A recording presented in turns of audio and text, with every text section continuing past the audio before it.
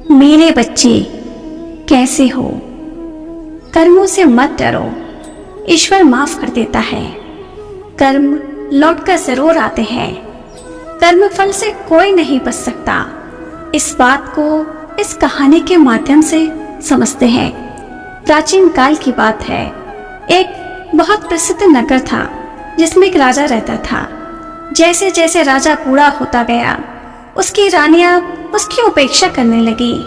राजा अपनी रानियों की अपेक्षाओं को बर्दाश्त नहीं कर पाता था। वो चिंतित रहने लगा। एक दिन उसने अपने वैद्य को बुलाया और कहा, वैद्यराज, क्या आप मेरी खोई हुई जवानी को वापस कर सकते हैं? वैद्य ने सोचा, यह राजा तो बहुत मूर्ख है। वह फिर से जवान होना चाहता है, लेकिन नहीं जानता कि इस संसार में एक बार बूढ़ा हो जाने के बाद कोई दोबारा जवान नहीं हो सकता।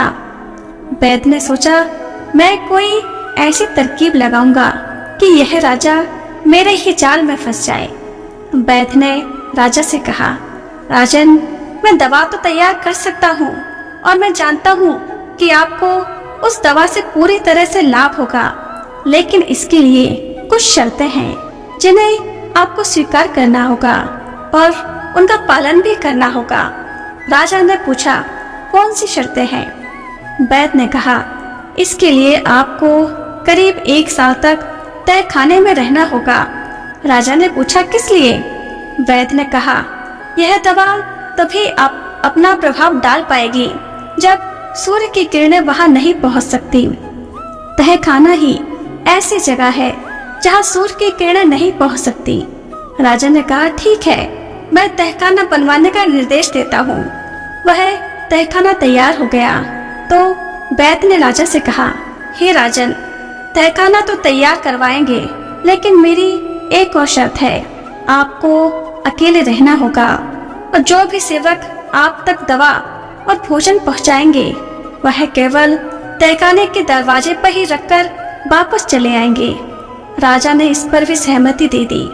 वैद्य ने राजा को तहखाने में पहुंचा दिया और उसको उपचार करने का ढोंग करने लगा। उसने राजा से कहा, हे राजन, अब कुछ ही दिनों के बाद आपका बुढ़ापा दूर होने वाला है और आपके स्वास्थ्य पर बहुत बड़ा प्रभाव पड़ने वाला है। आपकी रानियां भी आपको पहचान नहीं पाएंगी। वैद्य की चालाकी देखकर राजा बहुत प्रसन्न हुआ और कहने लगा, हे वैद्यराज, यदि मेरी खोई हुई जवानी वापस आ जाए तो मैं तुम्हें मुंह मांगा इनाम दूंगा और इतना धन दूंगा कि तुम्हारी आने वाली पीढ़ियां भी मालामाल हो जाएंगी। वैद्य राजा को जवान बनाने का ढोंग करता रहा और दूसरी ओर एक सुरंग खुदवा कर उसे तहखाने से मिलवा दिया। फिर वह किसी ऐसे व्यक्ति की तलाश करने लगा जो राजा की बिल्कुल हमशक्ल हो। एक दिन उसने नदी के तट पर स्नान करते हुए ऐसा ही व्यक्ति देख लिया। वैद्य ने उस व्यक्ति से कहा, तुम मुझे अपना मित्र समझो। अगर तुम मेरा कहना मानोगे तो मैं तुम्हें इस नगर का राजा बना सकता हूँ। व्यक्ति ने कहा, ठीक है, बताइए क्या करना है?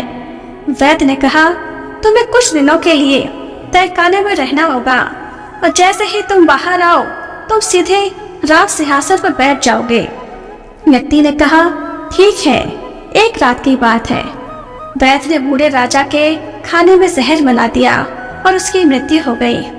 वैद्य ने राजा की लाश को कंधे पर लाद कर सुरंग के रास्ते से बाहर निकाला और कुएं में फेंक दिया।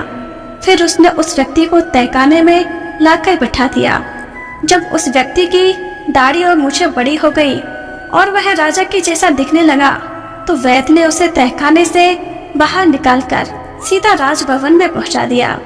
वैद्य ने मंत्रियों और रानियों को बताया कि राजा फिर से जवान हो गए हैं। सभी लोग हैरान थे क्योंकि उनके हिसाब से राजा बूढ़ा एक जवान पुरुष दिखाई देने लगा था। वैद्य ने उस व्यक्ति का नाम भी बदल दिया। अब वह नया राजा राज का प्रशासन करने लगा। कुछ दिनों तक राजा और वैद्य एक दूसरे पर चलते रहे, लेकिन जैसे ही परिस्थिति राजा की अनुकूल हो गई उसने वैद्य की अपेक्षा करना शुरू कर दिया। यह देखकर वैद्य बहुत दुखी हुआ और एकांत में राजा से कहने लगा, राजन, आपने तो सिंहासन प्राप्त करते ही मेरी उपेक्षा शुरू करना कर दिया है। राजा ने कहा, तुम्हारा भ्रम है। मैंने तुम्हें बताया है कि राजपद मुझे मेरे पूर्व जन्म के कर्मों के फल से मिला है। तुमने जो भी किया वह अपने स्वार्थ के लिए ही किया है। मैं तुम्हारे कुकृत्यों का फल अगले जन्म में भोगने के लिए छोड़ देता हूँ। यह सुनकर वैद्य बहुत उदास हुआ और वहां से चला गया। कुछ दिनों बाद वह वैद्य जंगल में जड़ी बूटी ढूंढने लगा और वहीं उस कुएं के पास पहुंच गया जहां उसने राजा की लाश फेंकी थी। वहां एक सुंदर झाड़ी उगाई थी जिसके फूलों को वैद्य तोड़ने लगा। तभी उसका पैर फिसल गया और वह कुएं में गिर गया जहां वह भूखा प्यासा मर गया। दोस्तों, मनुष्य को अपने कर्मों का फल एक ना एक दिन भोगना ही पड़ता है। इसलिए हमें हमेशा अच्छे कर्म करने ही चाहिए। किसी का बुरा नहीं सोचना चाहिए और किसी को कष्ट नहीं देना चाहिए। सच्चा और अच्छा जीवन जीने के लिए हमें सत्कर्म करना चाहिए।